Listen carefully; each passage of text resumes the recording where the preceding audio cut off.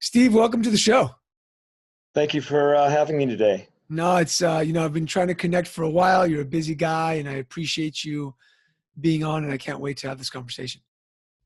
Well, I've admired you and your brother and your family's dedication to the pawn industry all these years, and so I feel honored to be on your podcast today. Thanks, man. Thank you. Appreciate it. Steve, let's go back from the beginning. Tell me about how you got into the pawn industry. Um, 52 years ago, when I was 8 years old, I officially went to work for my dad, and he had a pawn shop in Reno, Nevada that he had started.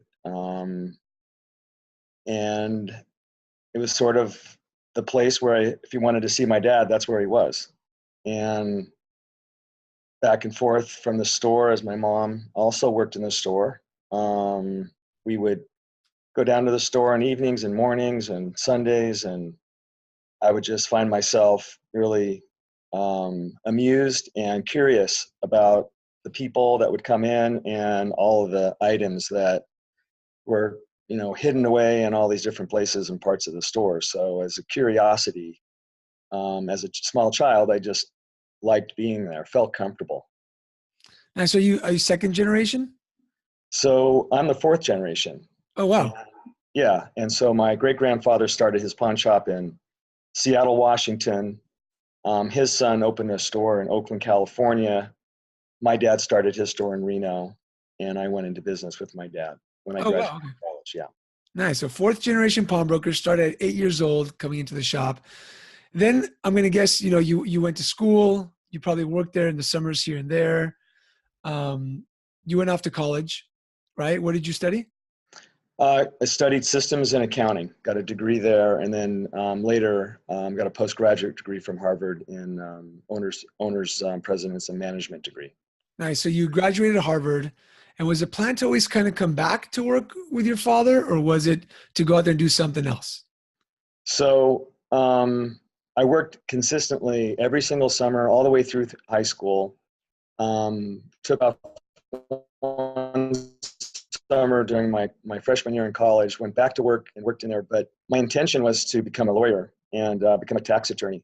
I soon found out, though, the day after I graduated college, working for an accounting firm only one day, that my heart wasn't there, and spoke to the managing partner of what was then the Big Egg accounting firm, and we had a quick conversation. He basically convinced me to go back and pursue my dreams. So I called my dad up that afternoon. I was in Phoenix, Arizona, and said, would you be interested in me coming to work?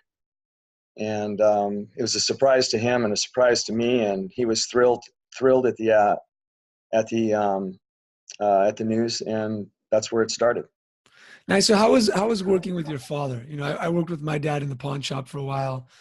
Working with family could be hit or miss. How was your relationship while you were working at the shop? He was generally hands off, and my mom also worked in the store, and her and I were more aligned in our communications. And my dad and I, we would have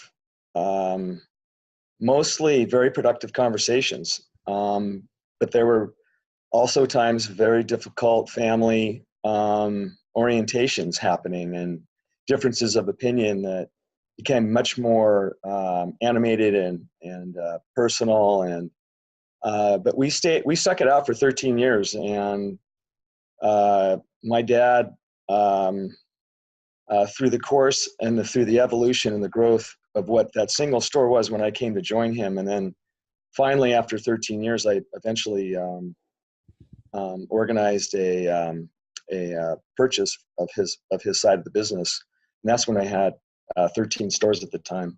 It was an amazing experience. It was, we remain very, very close still today, and I would say that you couldn't ask for a better, I think, a better transition for a family business.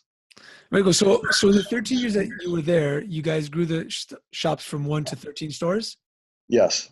Nice. So what caused kind of like the shift to the growth? you guys had the one shop for a while. Hmm. And then did you come in and say, okay, Dad, it's time to grow this thing. I want more. I want bigger. Is that what happened? Yeah, yeah. It was a conversation where I said, Dad, I want to open a store. And he goes, I don't want you to open another store. So it was sort of the beginning of one of those tough conversations. And I said, hey, I really want to do this. And I really see this as being more than a single operation. And his vision, his hope was that all three of his children would actually work in the store all together. And that wasn't anything where I had imagined. But so I ventured out on my own, still managing my father's store. And he saw after the one store, then I opened a second store, then the third store, and then on the fourth store, then we both merged the fourth store together, and then there was the fifth store, the sixth store, and some were this, and some, all these different types of ownership, and then eventually we were able to merge all the stores under one umbrella, and then we started thinking about building a single brand, and the course of a lot of management evolution and growth and financing and we eventually got to 13 stores, and at that time we were in Reno and Las Vegas with 13 stores.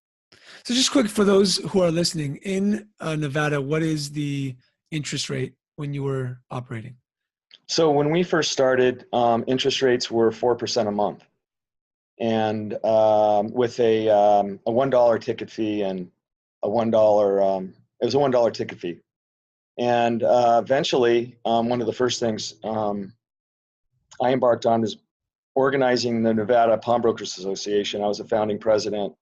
Organized all the pawn shops throughout the state of Nevada, went to legislature, enacted some partnerships with law enforcement at the beginning of reporting to law enforcement. And along with that, we were able to achieve higher interest rates. And from that period of time, over a 20-year course, a 20-year legislative effort, while I was there, the interest rates went to 8%. Nice. So you essentially doubled the income of the pawnbrokers of Nevada. Yes. Nice. Which I'm sure the Californians are like, man, I would really like that. Well, I mean, Stuff. there's a balance, and there's a conscience, and I think that we were thinking about all those things, and it was certainly helpful, and we tried to balance our needs with our customers' needs, and it worked out. Awesome. So what was the hardest thing when you went from one store all those years to go to 2, 3, 4, 5? Obviously, money is very difficult, right? Having the cash flow. Other than the money situation, what was the other hardest part about growing the business? I always tell entrepreneurs, pawnbrokers, when they have the one store, the second store is the hardest store to open because it splits you in half. And the next 20, if you're going to go to 20, are very, very similar. I mean, you're really fracturing yourself until you realize that the management and the consistency and the training and the people all have to emulate your culture and your ethics and the way you want to run a business in order to make it consistent and where those stores actually add value. But there was a period of time when we were at 7 or 8 stores where we had really been making the same amount of money, net profit, as we did in that one single store. So you're scratching your head, and that was like, in year 4, year 5, you're going, why am I doing this? And, when am I going to see this?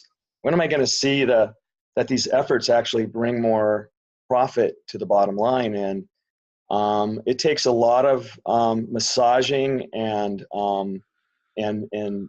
training and building a consistent management theme in order to really kind of start driving bottom line value from the growth of the stores. So it's coming up with the business model, I'd say. Let's touch on the consistent management theme. Let's kind of clarify that for those who are listening. When you talk about consistent management theme, what are you talking about exactly, and how did you achieve it? So we wanted people to walk into the store and receive the same experience. We wanted them to drive by the store and see the same experience. So it's everything. It's color, it's store location, it's parking. It was our message when they got in the store. It's how we answered the phone exactly the same way. And the epic part of it was pricing our merchandise consistently. And, in those days, pawn shops were frequently shopped, and pawn shop buyers would go from one store to the next store to the next store to the next store, and they go, "Oh, your store managed by Alan is the best store I like because his prices are the best." And you were happy that he was shopping at Alan's store, but you can go in Alan's store, and Alan was like, "Wow, Alan, you're kind of giving away the merchandise. It's much less than what we should be doing across the board." So we put a lot of effort in trying to figure out how to create the consistent theme of pricing, merchandising. We also adopted a central jewelry distribution center because we wanted our jewelry to be exactly the same, in pristine condition, and all the cases and all the colors and all the every case was merchandised the same way from one store to the other store. And we were creating a chain. And when we started doing that, we really started differentiating ourselves. But also, we called ourselves one name too. At the time, we had 5 different names. Like, oh, we're going to name this one Steve's Pawn Shop, and this one Cameo, and this one, Maxter's, and this one. We're having a ball naming these stores until you realize, hey, you're advertising 5 different messages out there. So we all of a sudden came up with the name Super Pawn, and it just kind of started, generating the momentum. And then when you get to be this size and you start seeing other people seeing that you're actually a brand, then you start attracting different types of employees, and where there's more serious. There's a career path for them. There's the trajectory of growth in terms of going from sales to sales manager to store manager to regional manager, and then you have a thriving, growing chain going with a consistent brand and Nice. message. And throughout all these years, Steve, a lot of people call them mistakes. I will call them lessons. What are some of the lessons that you learned that if you were to do this all over again, you wouldn't want to repeat? We went into some markets. We went into some different cities thinking that one city, we were based out of Reno. We went to Las Vegas. There's nuances, differences. There's cultural differences in different cities. And we went into some places thinking that, we're just going to put our store into this place and we're going to merchandise it the same way. We actually went into Arizona. We bought a number of stores and we said, we're not going to sell guns. We just decided, we're just going to stop. And our business just went down, and half the market in Arizona is firearms. So that was a big strategic mistake. And then we pivoted quickly in about 9 months, came back, and all of a sudden we saw that we could actually do a much better job. And we always prided ourselves in being, a big umbrella of taking a lot of things in. But we were, at the time, in Super Pawn's reputation, we were really good at jewelry. We had a jewelry store and then a retail store. We separated our store in that kind of theme, where we had half of it, or 40% it was jewelry, and the other 60% was general merchandise. And we figured out the balance, and that was a big lesson learned. Nice. Awesome. So at some point of this journey of yours of opening 13 stores, I remember meeting you at like an NPA show, and you had this consistency. You talked about consistency before, and that was one of like the biggest things you had for your operation. It was like being consistent, and everyone was looking to you for that consistency. Where do you think you learned those rules of engagement to do business the way that you did? Was it just from like your father saying, okay, this is what we did right, this is what we did wrong, let me change it? Was it by speaking with other pawnbrokers? Was it from the Harvard education? Where did you get the information to succeed the way you did? Well, the 13 stores was the level that we hit when I bought the family out, but we grew the company to 50. So, and then we were the largest single owner, enterprise at the time. But to answer your question, so it was a theme. It's like I was really searching for like what pawn shop chains out there that we could model ourselves after, and there were the handful. There was the Cash America, the Easy Pawn. There was the First Cash, and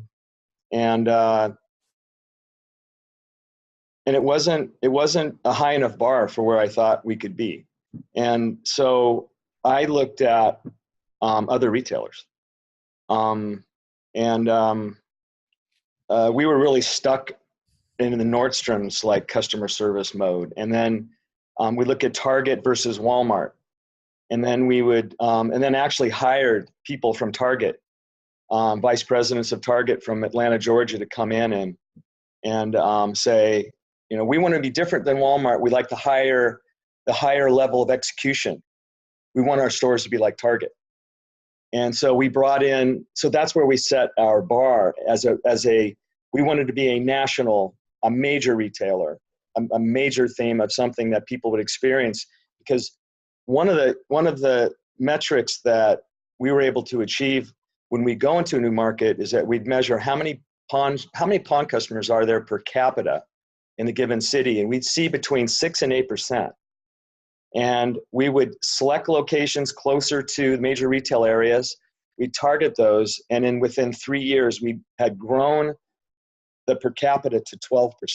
Wow. So we, with that traditional retail theme, we believed that we were able to attract customers that normally just weren't attracted to pawn shops, in the other locations with that regular kind of pawn shop theme. So when we started thinking of ourselves differently, we attracted a wider audience, and that's what really catapulted our business. So at the 50 stores, you guys had to be very strategic, obviously, to get to where you were.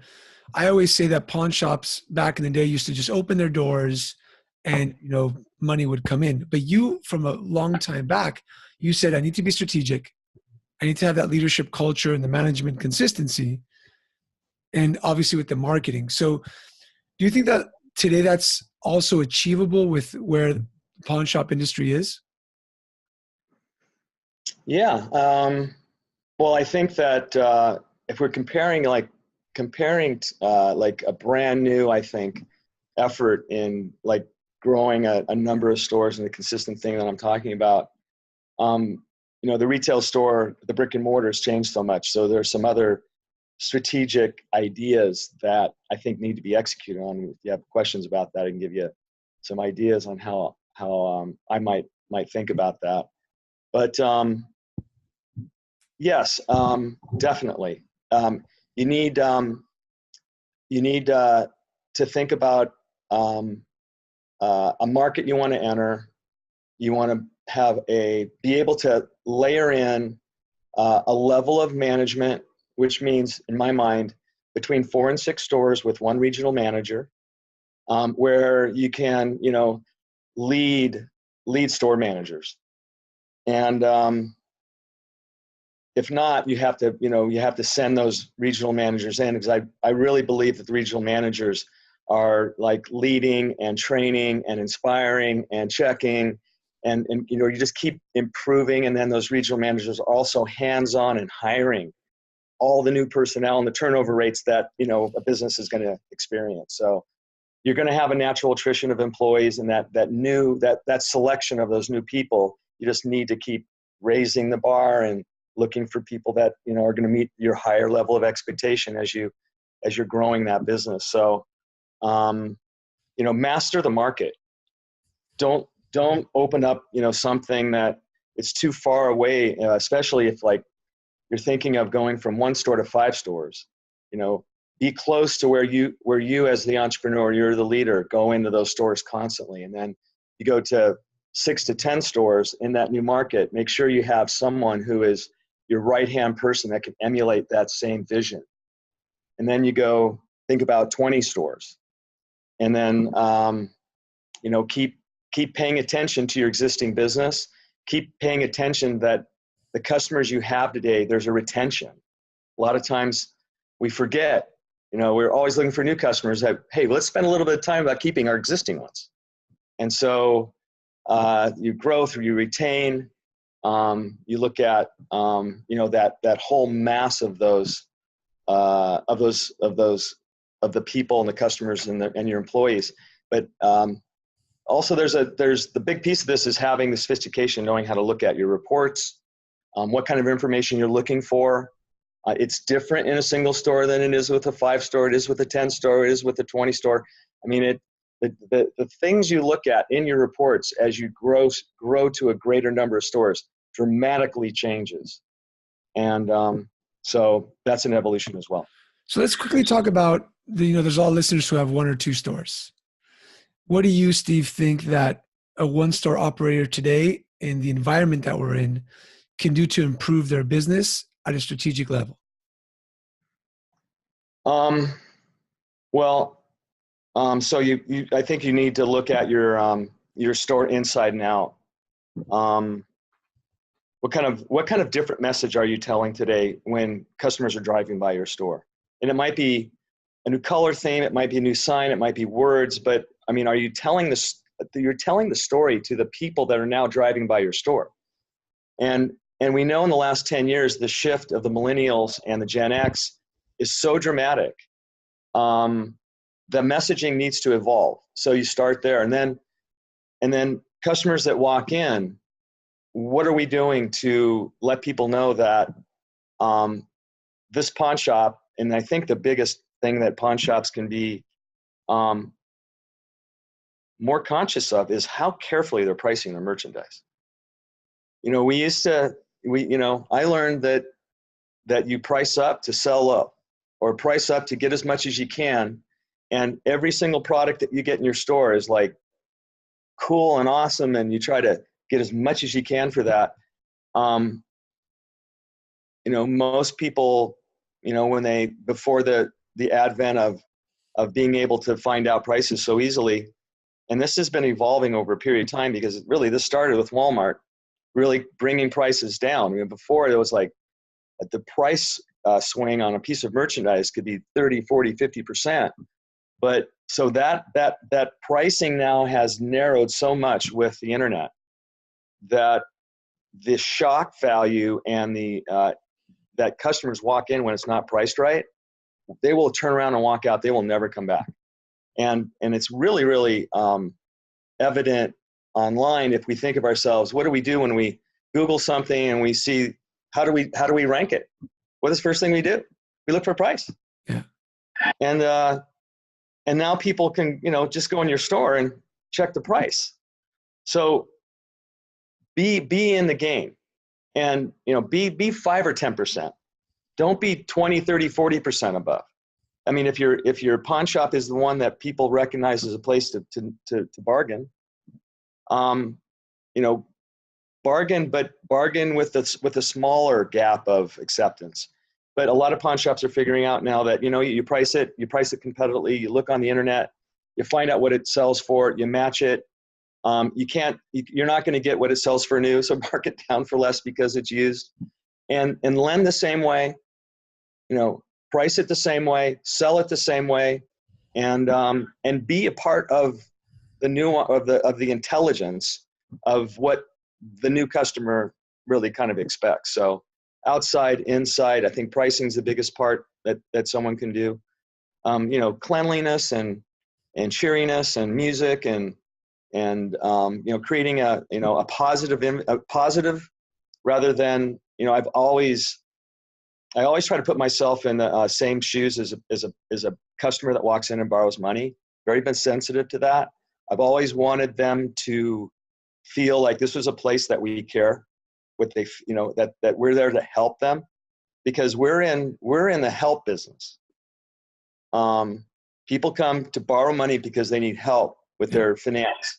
You have to be sensitive to that, and so try to make that positive for them, and then the employees kind of respond to that as well, and customers come back. So that's the retention. That's about the customer walks in, we want them to come back. Yeah, Love it. So, on some part of your journey, you decided to say, I need to create my own system. And I remember, being at a convention and somebody said, yeah, Steve Mack built his own system, spent a ton of money on it. Some people thought he was crazy. Some people thought it was genius. What happened for you to say, I need my own system? I need to build it the way I want it. Was it the advent of like what you were seeing in technology? Was it just, I want some more reports? What happened that you said, I'm spending the money, let's do this? Um, well, there were none at the time, and we've developed 4 generations of systems back to the original DOS system. It really started off with audit. My dad never took inventory, ever. And I came in with my accounting degree, with my spreadsheet. And and our inventory wasn't, our retail inventory wasn't numbered. It just had a cost code and a price. And we just knew that if you noticed it was gone, it was gone. The history of pain in a family pawn business is the story about the employee that stole from you because your inventory wasn't tight. And it's like the whole family was impacted by it. We're so devastated. And it was usually someone you knew, who's been working for you for a long time, because we take this so personal. I mean, we were a mom and pop shop. We had 5 employees. We knew everything about everybody, and we wouldn't have suspected anyone of taking anything. And I remember those things growing up. And so coming back from college with an accounting degree and saying, having inventory systems is just normal. I mean, everyone does it. Why aren't we doing it? And so I started hand journaling inventory. Come out alone, create the description, created a number, hand wrote the number, went in every night, back into the journal, crossed off every one, go through the book, take inventory, check. How many items are we missing? We wrote it off. And I'm going, wow, we need help. I mean, handwriting all the tickets, I'm going, hey, this dot matrix printer is really cool. And I couldn't talk my dad into buying a computer. And the funny thing is it was an Apple II that I lent $400 on. It was like $3,000, $400. It came out alone.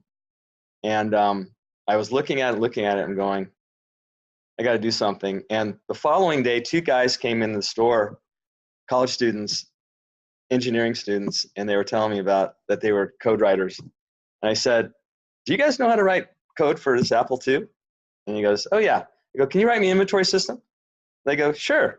They're dead broke. And college students, $2 is like a lot of money, to go out and eat back in those days. This was in the late 70s, early 80s. And I go, how much you guys charge me for like straight inventory system? I just want to inventory the stuff that's in here. They go, $200. Done. How soon can you guys have it? And I gave him the computer and I said, tell me what I need. And I called up a couple other friends in college that their brothers sold hardware. And I found a hard drive, I found a printer. And 2 months later, I had my first inventory system. And I took 2 inventories that year. Usually it was like 1 time every 2 years. I wasn't handwriting tickets anymore. I freed up my mind. And then all of a sudden Microsoft came out with spreadsheets and this other stuff. And I started calculating what it would, what one store would do, what 2 stores would do. I started seeing the power and the potential of the pawn business. And these 2 guys then became my first engineers that I had hired out of college. And they started a company, and we developed our very first point of sale system. And IBM 8086s came out, and we built a Novell network, and we had 5 terminals, and we were printing tickets. And I had these guys upstairs, and I was really good at process engineering, so I knew how to. Back then, the computing space and memory was so limited that you really had to write really tight code. And so I was really good at that. And between the 3 of us, we were able to develop really cool stuff and put that in the second store. And just started, new versions and extended it, and we never stopped. And then I started going to conventions and started associating myself with other IT people about the future. And I became pretty good at predicting where technology should go. And then I made really good bets. Like I picked Microsoft. There were 6 other places you could write code. All those databases now are dead. Now it's Microsoft. And so we made some really good bets. And when we had the 50 stores, we had a $2.5 million budget for IT. Wow. We were spending $4,000 a month per store for our IT expense. When the connectivity first started, internet, it was just the connectivity charges for our ISP was $1,500 a month per store. Wow. So it was worth it. It was scary worth it. And we were spending so much money on it. Like, can we have 1,500 times 10 stores? I mean, that's 15 grand just for the, what costs us now, ISP. It's nothing. Yeah. And it just got better and better and better. And, I loved it. I loved the IT part of the business. I loved the marketing part. I loved the customers. There were 5 really, really, about 5 areas I really enjoyed being a part of. And what you love, you end up being really good at, and then you attract really good people. And the IT was a part of it. Cool. So you had 50 stores, you created your own system and software. We'll talk a little bit about that afterward. And then at what point did, you wanted to grow this nationwide chain, but obviously at some point a buyer came in and said, we want this. Kind of give us the story about that quickly. What happened? What changed your mind? And where you said, man, this is a good bet for me. I'm out. Give us a story behind that. Well, let's see, about 5 years before I sold the company, I started kind of hit the wall. Like, it wasn't having as much fun. You hit 350 employees and lots of things transpire. I was tired. I needed to get reinvigorated. I went back to school. That's when I got my postgraduate degree from Harvard, and got a view in a different perspective, and also found some really important things I could do to expand the value and grow the company. Where I could see 75, I could see 100, I could see 200 stores. But I always liked the system business, and I had tried to pitch Cash America for them to buy our operating system. And I would look at Cash America's financials, and my 50 stores are outperforming you guys, like kicking your ass. I mean, and I'm going, here are the reasons why. Your system does this, ours does this, and here's the incremental differences. And this is when we had eBay completely integrated, and this is when we had the estimator, where we had values of product helping our stores price and sell. And this is when we had a fully networked 50-store operating system. And I was transparent about my numbers, and when they saw what I was doing, they go, we love your stores, but we already have our own system. And I went to a check cashing convention because we were interested in going to Payday at the time, and we dabbled in that. I wasn't really crazy about it. We really pushed it off, and everyone else was doing it. It was a brand new industry at the time, and I was thinking that was something that we needed to think about. Cash America said, give me one number. We like it, we'll take it. And 24 hours later, they gave me a number, and they took my number. Wow. That was it. 9 months later, with an army of accountants and auditors and lawyers, we closed on the deal, and I was ready. And they said, we love your stores, and ended up selling in my stores, and I retained my systems. They didn't see the value in it, and I kept it. And then 2 months later, after I sold the company, they wanted us to implement our systems into Cash America. They saw that the performance of those stores were significantly dependent on those systems. And when they switched over to their legacy systems, those stores took a huge financial hit. And that's when we sold our stores when gold was 300. Wow. We never got the windfall. That would be, if I would say, the only thing I regret was, it would have been kind of interesting to be a part of that whole like windfall of, having, we had tens of millions of dollars in loans in gold. That would have been pretty sweet. Hitting the gold value at like $1,000 as opposed to 300. That would have been pretty sweet. Yeah, for sure. Yeah. Nice. So you got, you closed the deal, you took off, obviously opened Bravo Pawn Systems, and today you're selling your pawn system, or the generation that it is at the moment, to other pawnbrokers out there with the technology that you believe in, and with the same systems and accounting background, I'm guessing, that you guys had before. Yeah, we used, when we had Super Pawn, we had a system called Prima, and it was called Pawn Retail Internet Management and Analysis Systems. That's what Prima stood for. And I started that company immediately after I sold to Cash America, and we licensed that to 4 different companies. All 4 companies did really, really well on it. 2 of the 4 still use it today.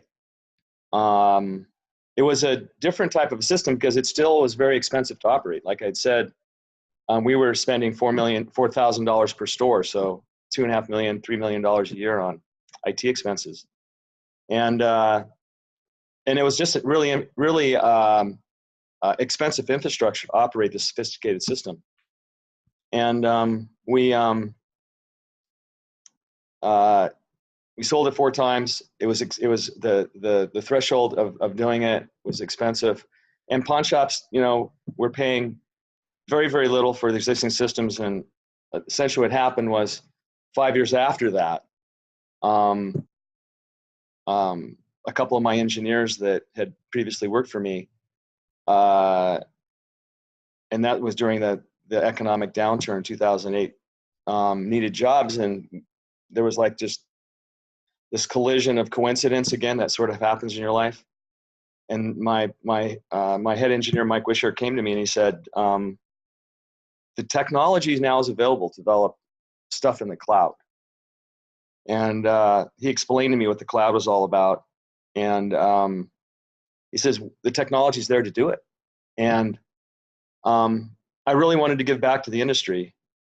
And I wanted to be able to share through my system to help small businesses thrive.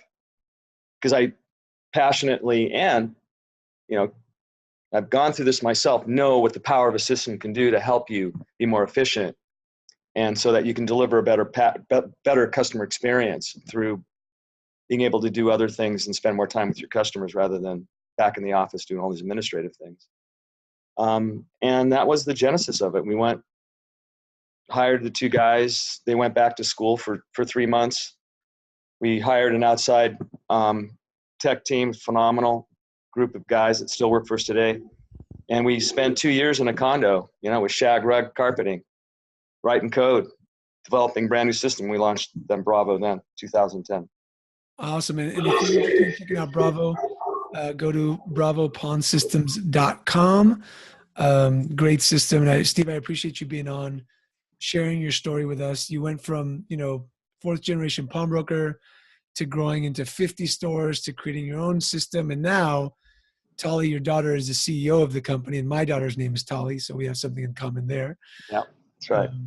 So who runs the company? What's that like to see your daughter take the reins and run the company that you built and started? Well, never imagined it. I think probably the same thing that my dad probably thought about me. She went to school at Boulder, got a degree in journalism marketing, and then went to law school. While she was in law school, I was launching Bravo, and I had some marketing stuff, and asked her if she had some extra time to make some money, and she was clerking and doing other things to make money on the side as well. And so she was alongside Bravo the whole time, watched it launch. And then when she graduated law school, she said that, she really didn't want to practice law. That she's always told me every time I'd ask her, I says, "What are you going to do?" She goes, "Oh, I want to open a dress shop." So, so a law degree. right. And I said, "Fantastic." And so I said, "Come on." And she was living in Chicago at the time. And I said, "Help me with my marketing." And she took over the marketing. And she's always loved the business. She was actually, as a little girl, when we were running the pawn shops, she was running around the pawn shops too. She was the receptionist in our corporate offices at Super Pawn. She worked at our liquidation center and sold, behind the counter. So, she was, the fifth generation for sure, like destined. But as a CEO, it's credible. I wish it on every parent that if they're in the family business and they can see the potential and whether it works out or not, because it's for family businesses, sometimes it's just as successful as a stranger, by the way. Yeah. But sometimes, you just got to take the chance. You got to go for it. Let them have the opportunity, because she's much better at being a CEO of a software company than I could ever dream of. And the transition over the last 18 months, and she's made me a grandpa. She's had a baby girl here just recently. Congrats. She's just doing it all. She's living the dream. I had my dream. Now she's living hers. She wants to deliver this product, a world-class product, to every pawn shop that she can probably get her hands on, meet the people. She's heavily entrenched in learning about these companies and the people that run it, and it's just fantastic. Awesome. Steve, thank you so much for taking the time to be on. Thank you for sharing your wisdom with us and what you know and what you grew. And once again, Pawn Family, if you want to check out Bravo, go to bravopawnsystems.com. I know that, you can hit the contact button and someone will talk to you and pick up the phone if you have any questions. And thanks for being a friend of the family, Steve, for all these years. And I even remember my brother flying out to Vegas to visit your shop, and you opened the shop with open arms and showed him around years ago. So thank you for that, because it really helped us grow and see what we should aspire to, as opposed to what we just thought in our mind was correct. So thank you for that. Oh yeah, and I hope that you're the transition, the new path that you've taken in helping pawn shops. I've heard so many great things, and the industry is really lucky to have you. So good job, man.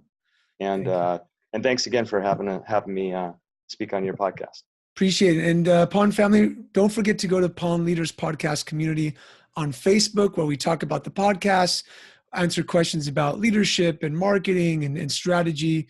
It's just a great place for people to hang out and ask questions and get feedback. So until next time, thanks again, and we'll see you soon.